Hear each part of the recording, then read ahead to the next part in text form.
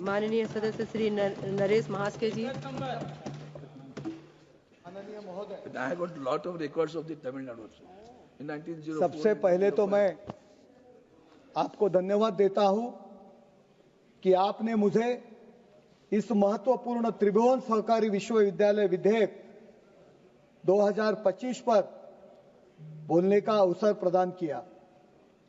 मैं महाराष्ट्र के उप मुख्यमंत्री और हमारे नेता आदरणीय श्री एकनाथ शिंदे जी और हमारे गट नेता श्रीकांत शिंदे जी का भी आभार व्यक्त करता हूं। मैं विशेष रूप से माननीय प्रधानमंत्री श्री नरेंद्र मोदी जी और देश के गृह मंत्री एवं सहकार मंत्री श्री अमित शाह जी को भी बधाई देना चाहता हूं, जिनके नेतृत्व में सहकारी क्षेत्र में ऐतिहासिक सुधारों की नींव रखी गई है। आज सहकार हो या सरकार, दोनों ही मजबूती से आगे बढ़ रहे हैं और उसका श्रेय मोदी जी के नेतृत्व और अमित शाह जी की कुशलता को जाता है। गृह मंत्री के रूप में श्री अमित शाह जी ने अनुच्छेद 370 हटाकर देश की एकता को नया आयाम दिए और अब सहकारी क्षेत्र को सुधार कर लोगों को सशक्त बना रहे हैं। इसके विपरीत कांग्रेस के शासनकाल में सहकार का नाम लेकर भ्रष्टाचार किया गया। जहां हमारे समय में सहकार से समृद्धि आ रही है, वही कांग्रेस ने किसानों के पैसे लूटकर अभी इतिहास की बात की, सहकार को भ्रष्टाचार का अड्डा बना दिया था। ये वही कांग्रेस है जो देश के विकास पर दीमक बनकर चिपकी रही। अभी इतिहास की बात की, ये औरंगजेब की बातें करने वाले हैं। जिस औरंगजेब ने जिजिया कर लगा के हिंदुओं को खत्म करने का काम किया, उसी तरह कांग्रेस और ये उबाटा ने हमारे महाराष्ट्र में अनगिनत घोटाले से देश को खोखला करने का काम किया। मुझे तो लगता है इनका नाम हिंदी नहीं, औरंगजेब फैन क्लब होना चाहिए। मैं महाराष्ट्र से आता हूं, जो सहकार की जननी है। कुछ दिन पहले ही माननीय अमित शाह जी ने पुणे में जनता सहकारी बैंक के डायमंड जुबली समारोह में आए थे, जब बैंक श्री मोरोपंत पिंगले जैसे दूरदर्शी हस्ती द्वारा स्थापित किया गया, जिन्होंने निस्वार्थी भाव से समाज सेवा की है। एक छोटे से बीच से शुरू हुई ये पहल आज लाखों लोगों से जुड़ा मजबूत संस्थान बन चुकी है। यही है सरकार की ताकत, जो समाज से सबसे निचले पायदान पर खड़ी व्यक्ति हो मुख्य धारा को जोड़ सकती है। पॉइंट कौन था? त्रिभुवन सहकारी विश्वविद्यालय 2025 माइक तो देश के सहकारी आंदोलन को शिक्षा के क्षेत्र में क्रांति का कदम रख रहा है। हमारा बिल, मैंने स्वागत किया, याद ध्यान में रखा, हमारा बिल शिक्षा के क्षेत्र में क्रांति का कदम कर रहा है। अब औरंगजेब कहाँ से आया? अब औरंगजेब कहाँ से आया? और भ्रष्टाचार के आरोप करते हैं, तो भ्रष्टाचार के आरोप करने यह सहकारी आंदोलन का एक नया आयाम देना और वैश्विक स्तर पर प्रतिस्पर्धी बनाना है। यह विधेयक गुजरात स्थित institute of rural management Anand IRM को एक नए केंद्रीय विश्वविद्यालय के रूप में परिवर्तित करने का प्रावधान करता है।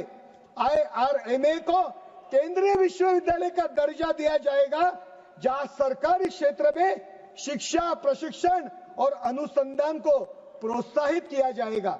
इस विश्वविद्यालय को degree course, distance learning, e learning और देश विदेश में शाखा स्थापित करने का अधिकार होगा। सरकार ने इसके भौतिक ढांचे निर्माण के लिए रुपए 500 करोड़ का प्रावधान किया है। IRMA के पास कार्यकारी बोर्ड, एग्जीक्यूटिव बोर्ड और निदेशक डायरेक्टर होंगे।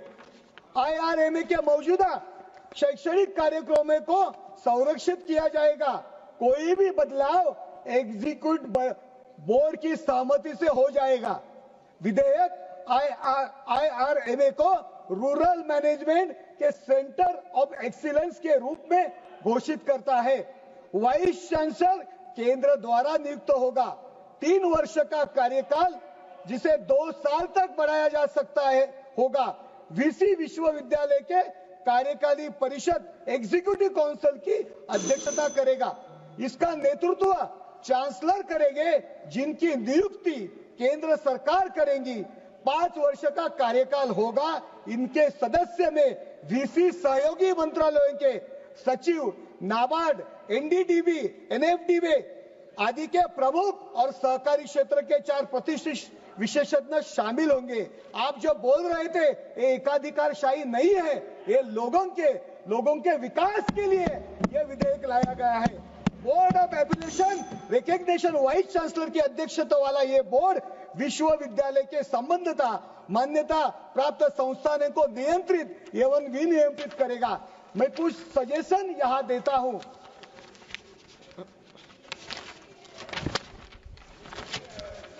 सुनिए थोड़ा सुनिए। माननीय सदस्य कंप्लीट करिए प्लीज। Last madam. त्रिभुवन सहकारी यूनिवर्सिटी के सहकारी फेडरेशनों, निजी कंपनियों और शासकीय संस्थानों के साथ मिलकर स्टार्टअप, इंक्यूबेशन, संयुक्त शोध परियोजनाएं और एक्सचेंज प्रोग्राम चलाने चाहिए। पैक्स को 100% कंप्यूटराइज करना चाहिए। ग्रामीण उद्योग के लिए डिप्लोमा डिग्री कोर्स शुरू किए जाए, जिनमें कृषि आपूर्ति श्रृंखला प्रबंधन, डिजिटल मार्केटिंग आदि शामिल होंगे। महिला स्व सहायता समूह और युवा संगठनों से जुड़कर उद्योग के अवसर बढ़ाने चाहिए। स्कूली पाठ्यक्रमों और पंचायतों और स्थानिक निकायों में सहकारी मूल्यों को शामिल किया जाए, ताकि बचपन से सहकार की भावना विकसित। 1 मिनट मैडम, लास्ट। सहकार के नाम पे सुनो, कांग्रेस ने भ्रष्टाचार फैलाया, जबकि हमारी सरकार ने नवाचार और पारदर्शिता लाकर देश में समृद्धि का द्वार खोला है। हमारे नेतृत्व में सहकारी मॉडल 21वीं सदी के अनुरूप तेजी से विकसित हो रहा है। लास्ट। अब जरूरत है मजबूत नीति, बेहतर देश, दक्षता, तकनीकी नवाचार और सामुदायिक भागीदारी की। एक लास्ट में अंत में एक शायरी करता हूं। राजनीति की विरासत समझ बैठे थे, राजनीति को विरासत समझ बैठे थे, भ्रष्टाचार को सियासत समझ बैठे थे, भ्रष्टाचार को सियासत समझ बैठे थे। सत्ते के नशे में इतने चूर थे ये औरंगजेब के समर्थक